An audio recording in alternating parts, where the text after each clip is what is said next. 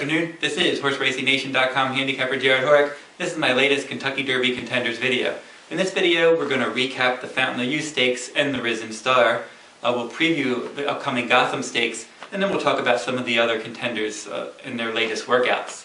Now, in the Fountain Stakes, ORB was the late running winner. The pace was very quick there. They went 1:08 and change for 6 furlongs, so very fast pace.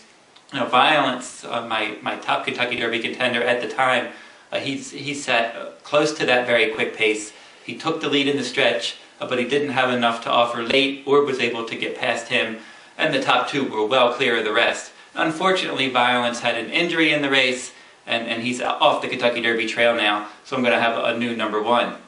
Now, Orb, I've liked this one for a long time. He wasn't in my top 10, but he's going to move to the bottom of the top 10 now. When I first started my Kentucky Derby Contenders blogs last September, in my original blog, in the exciting prospects section, I listed Orb as one to watch. And after that strong debut where he had a lot of trouble and he finished behind Violence as a 2-year-old, he kind of tailed off a little bit in a few starts, but now he's put it all together. He's won 3 races in a row. He earned 50 points for winning that Fountain Stakes. And that 50 points should get him in the Derby now. So he should be there. He'll probably run in the Florida Derby next.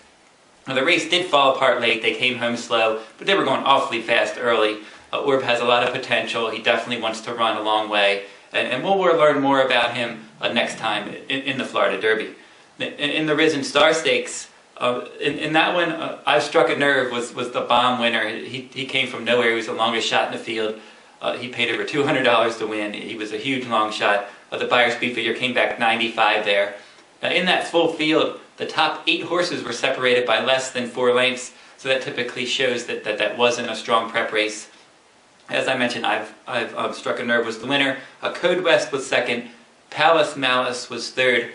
Now, my number 2 colt at the time, Normandy Invasion, prior to the Risen Star, he was my number 2 ranked colt. He disappointed. He ended up finishing 5th. It was his first start of the year. The race didn't look strong, as I said, but he still has some ability. He ran a nice race in the Remsen last year. He should improve next time in the Wood Memorial, and I'll keep him in my top 10. He'll drop down, but I'm going to give him the benefit of the doubt, even though it wasn't a particularly strong race. I'm going to give him one more shot to prove that he's a legitimate Derby contender. Now, this weekend we're going to run the Gotham Stakes from Aqueduct. Vijack, who's 3 for 3 lifetime, he won the Grade 2 Jerome. He's going to be one of the solid choices in here. He's coming off of a layoff. Overanalyze, another one, coming off of a longer layoff. His last race was in the in the Remsen Stakes last year against Normandy Invasion, who we mentioned earlier. Now, Overanalyze was able to get the job done in that Remsen. He actually went 3 for 5 as a 2-year-old. He won the Grade 2 Futurity and the Grade 2 Remsen. He's training well. He worked 4 furlongs and 48 and change at Palm Meadows on February 25th. He should come back running. I expect that he's going to run a decent race first off the layoff, and then I expect Vijack will probably run a decent race as well. Some of the other Derby contenders that have worked out recently: Uncaptured for trainer Mark Casse, a 5 furlong bullet and 59 and change at Ocala Training Center on February 26th.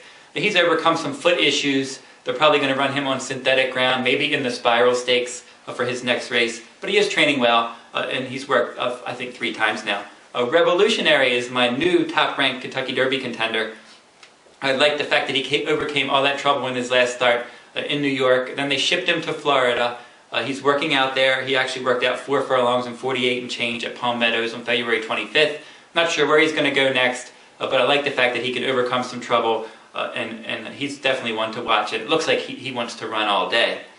Flashback for trainer Bob Baffert. He worked a bullet 6 furlongs and 1:11 at Santa Anita on February 25th. He's going to go in the San Felipe Stakes next on March 9th.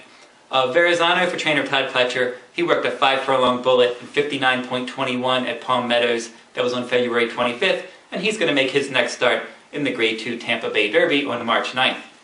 Now, if you'd like to see my updated Kentucky Derby Top 10 list, go to HorseRacingNation.wordpress.com. I'll have that list there. I'm actually going to update it later today, so it should be online when this video is available. If you want to see all of the Kentucky Derby contenders and their Horse Racing Nation rankings, go over to HorseRacingNation.com and click onto the Kentucky Derby contenders page, and you'll find all the latest video, information on breeding and anything you need to know about the Derby contenders, every top-ranked Derby contender, it's all there at horseracing.com.